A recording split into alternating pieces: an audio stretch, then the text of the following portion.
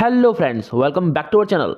तो जैसा कि लास्ट एपिसोड में हमने देखा था कि कैसे क्विन चुआनशन ने बड़ी आसानी से सभी लोगों को अपने साथ कर लिया था और वूजो को ही बुरा बना दिया था। इसके साथ ही उसने वूजो को अपने एल्डर्स को बुलाने के लिए कहा था ताकि उसे इस गलती के लिए पनिश किया जा सके, जिस पर ये लोग काफी ज्यादा टेंशन में जाते हैं क्योंकि अगर वूजो को पनिशमेंट मिली तो ये किसी के लिए अच्छा नहीं होगा। इसीलिए जिंग योंग ये सारा इल्जाम अपने ऊपर लेने का डिसाइड करता है। तभी वूजो क्विन चुआनशन की तरफ बढ़ते हुए उससे कहता है कि तुम्हें ये कहते हुए शर्म नहीं आती है कि तुम्हें हमें सिर्फ चैलेंज करने के लिए आए हो। वूजो का मर्डरस ऑरा देखने के बाद क्विन चुआनशन डर तो जाता है, लेकिन वो ऐसे बिहेव करता है जैसे कि वो उससे नहीं डरता है। इसलिए वूजो अपनी स्वॉर्ड को ऊपर उठाते हुए उससे पूछता है कि ये बताओ कि इस महीने में तुम हमें यहाँ कितनी बार चैलेंज करने के लिए आए हो, जिस पर वो बताता है कि वो यहाँ पहली बार आया है। तो वूजो अपनी स्वॉर्ड को उसके कंधे पर रखते हुए उससे क्रीपी स्टाइल में कहता है, good children shouldn't lie for uncle sword doesn't have eyes. इसका मतलब बच्चों को झूठ नहीं बोलना चाहिए क्योंकि अंकल की स्वॉर्ड में आंखें नहीं होती हैं। उसके इस क्रीपी विलन वाले रूप को देखकर तो क्विन चुआनशन की लिटरली फट जाती है और वो अपने घुटनों पर आते हुए वूजो से माफी मांगते हुए कहता है कि प्लीज मुझे माफ कर दो, मैं झूठ बोल रहा था, मैं यहाँ इस महीने में कई बार आ चुका हूँ। उसके इस कन्फेशन को सुनने के बाद तो जो लोग भी उसके साथ खड़े थे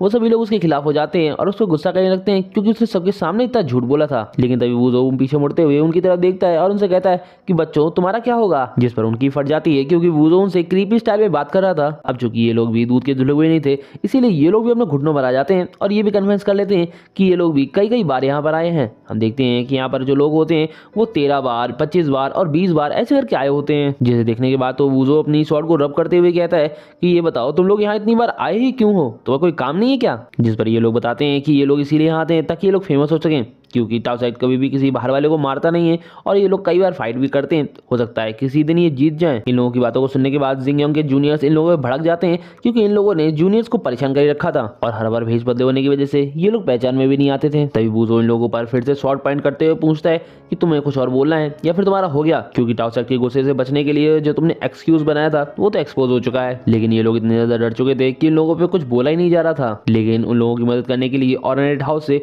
एक आदमी वहां पर आ जाता है जो कि आते ही सीधे वूजो पर सारा इल्जाम डालते हुए कहता है कि तुम प्री स्टेज के पीपर हो, इसका मतलब ये नहीं है कि तुम अपनी रॉ पावर्स का यूज करके कमजोर लोगों को डराओगे। मैं तुम्हारे टाउ साइड के एल्डर से पूछना चाहता हूँ कि क्या वो अपने डिसाइपल्स को इसी तरीके से एजुकेट करते हैं। इस आदमी का नाम क्विन फेंग होता है और क्विन फेंग को वहां देखकर सभी बेशर्म लोग फिर से खड़े हो जाते हैं और वूजो को ही शेमलेस बोलने लगते हैं, जिस पर अब वूजो भी इनकी हरकतों से थक चुका था, इसीलिए वो ज्यादा नहीं सोचता है और क्विन फेंग को सीधे चैलेंज करते हुए कहता है कि ये लोग वीक हैं लेकिन तुम तो वीक नहीं हो, तुम तो ऑर्डिनेट हाउस से हो और मेरे ख्याल से तुम भी प्री स्टेज के पीक पर हो और तुम वीक भी नहीं हो। और जैसे कि तुम इन लोगों के बिहाफ पर बोल रहे हो, इसलिए मुझे लगता है कि अब हम दोनों के बीच एक कंपटीशन हो ही जाना चाहिए। लेकिन कंपटीशन की बात को सुनकर ही इसकी तबीयत खराब हो जाती है क्योंकि ये तो यहाँ सिर्फ नौटंकी करने के लिए आया था। लेकिन इसकी किस्मत ज्यादा खराब होने की वजह से पीछे के लोग भी इसे चेयरअप करने लगते हैं और कहते हैं कि आपको अपनी सीक्रेट टेक्निक का यूज करना चाहिए, ये लड़का तो आपके सामने कुछ भी नहीं है। तभी वूजो उससे कहता है कि अगर तुम्हें डर लग रहा हो तो इस बात को एक्सेप्ट कर लो कि तुम्हारा ऑर्डिनेट हाउस हमारे सेक्ट के सामने कुछ भी नहीं है, मैं तुम्हें सही सलामत जाने दूंगा। तो क्विन फेंग चिल्लाते हुए कहता है कि क्या बकवास कर रहे हो, मैंने ऑर्डिनेट हाउस को ज्वाइन करने के लिए बहुत मेहनत की है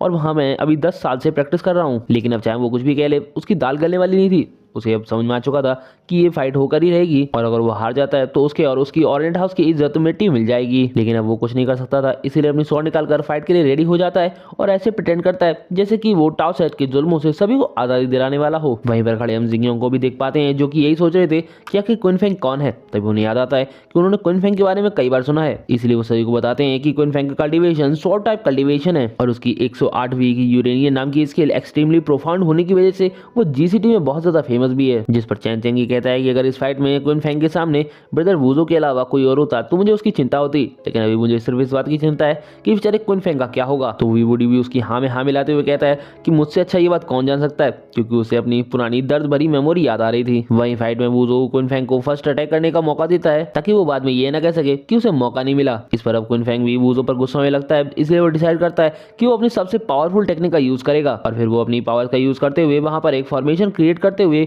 108वीं की यूरेनियम नाम की स्किल का यूज करने लगता है, जिससे वो वूजो पर मल्टीपल एनर्जी शॉट्स का यूज करता है। लेकिन हम देखते हैं कि ये देखकर वूजो बस यही कहता है कि ये तो दिखने में अच्छा है लेकिन ये किसी काम का नहीं है, जिसके साथ ही वो अपने एक ही हाथ से उस अटैक को डिस्ट्रॉय कर देता है। जिसे देखने के बाद तो क्विन फेंग पर बिजलियां गिरने लगती हैं और उस पर तो कुछ बोला भी नहीं जा रहा था। अब बारी थी वूजो की, इसीलिए वो भी अपनी पावर का छोटा सा नमूना दिखाने के लिए सील ऑफ एम्प्रियान टेक्निक का यूज कर देता है। अब क्विन फेंग कुछ समझ पाया उससे पहले ही सील ऑफ एम्प्रियान ऊपर से आकर क्विन फेंग के ऊपर गिर जाती है, जिसकी वजह से उसका कचुम्बर निकल जाता है और हम देखते हैं कि वहां पर उसे देखकर सभी की हालत खराब हो चुकी थी क्योंकि ऑर्डिनेट हाउस के सबसे पावरफुल लाइट बंदे को वूजो ने बस एक ही बार में हरा दिया दिया था। इसी के साथ उन्हें ये भी समझ में आ जाता है कि टाओ सेट की करंट जनरेशन बहुत ही ज्यादा हॉरिफाइंग है और अगर वो लोग इनसे दोबारा छेड़छाड़ करते हैं तो उन लोगों के लिए काफी भारी पड़ सकता है। तभी क्विन फेंग भी उठते हुए वूजो को गालियां देने लगता है क्योंकि वूजो ने सिंगल अटैक से ही उसके ची के ओशन को डिस्ट्रॉय कर दिया था, जिसकी वजह से वो एक तरीके से अपाइज हो चुका था। जिस पर वूजो उसे याद दिलाता है कि कैसे वो ऑरेंट हाउस का डिसेबल होने के बावजूद भी लोगों को भड़काकर यहाँ ले आया और दिन दहाड़े जी सिटी के टाओ सेट के बेस को घेरने की कोशिश की। इसके बावजूद भी मैं तुम्हें दया दिखाते हुए जिंदा रखे हुए हूँ, ये कम है क्या? और अगर तुम्हें ये कम लग रहा है तो तुम वापस जाकर अपने ऑरेंट हाउस के एल्डर्स को यहाँ भेज सकते हो।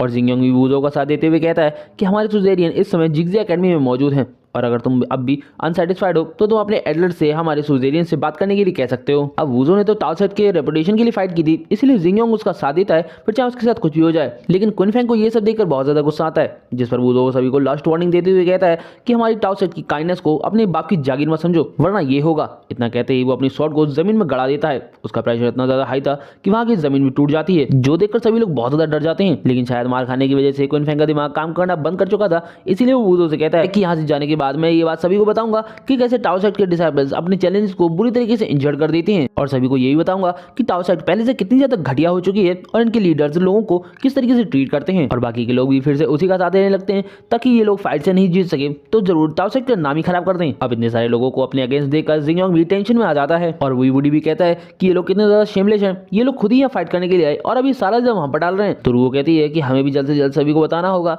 कि कौन सही है और कौन गलत है। जिस पर चैन चेंज ने समझाता है कि इतने सारे लोगों के आगे हमारी बात कोई भी नहीं सुनेगा।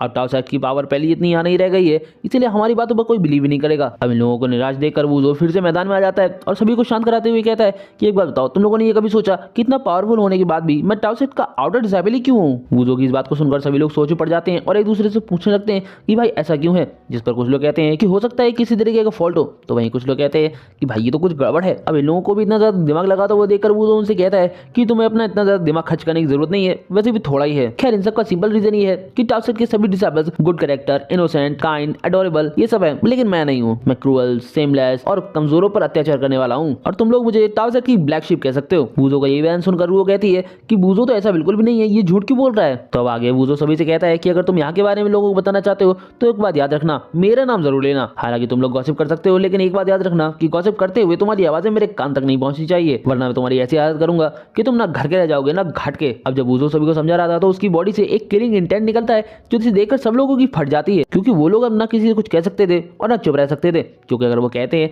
तो वूजो उन्हें पीटेगा और नहीं कहते हैं तो वूजो उन्हें पीटेगा। इसीलिए एक आदमी वहां से ये कहते हुए भाग जाता है कि मेरी मम्मी ने मुझे दूध पीने के लिए बुलाया था, मैं लेट हो गया। और हम देखते हैं कि धीरे धीरे वहां से लोग भागने लगते हैं, किसी की बीवी के लेबर पेन होने लगता है तो किसी को गेम खेलना था। जिसके साथ ही ये एपिसोड यहीं खत्म हो जाता है। वीडियो पसंद आई हो तो लाइक शेयर कमेंट करना ना भूलें।